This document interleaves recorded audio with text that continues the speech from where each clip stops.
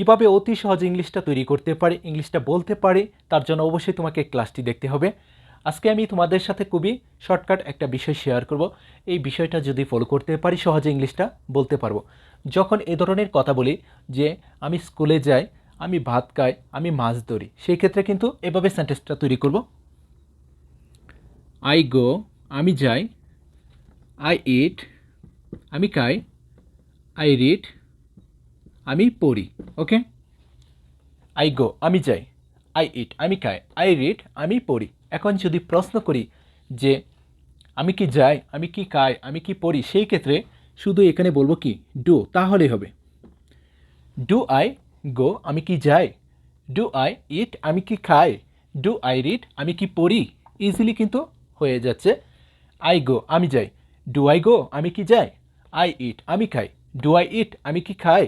I read, আমি পড়ি। Do I read, আমি কি পড়ি।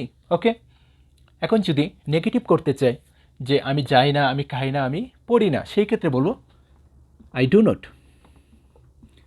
আই ডু নট গো, আমি যাই না। আই ডু নট ইট, আমি খাই না। আই ডু নট রিড, আমি পড়ি না। ডু আই গো, আমি কি যাই। আই ডু নট গো, আমি যাই না। আই গো, আমি যাই। ওকে, যদি প্রশ্ন করি যে আমি কোথায় যাই, সেই ক্ষেত্রে বলবো এখানে where. Where do I go, আমি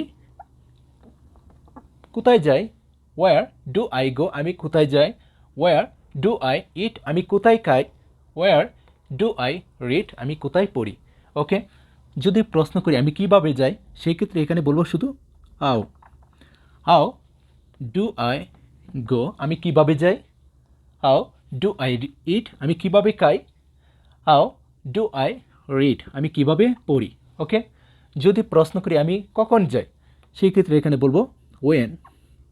ওয়েন ডু আই গো, আমি কখন যাই।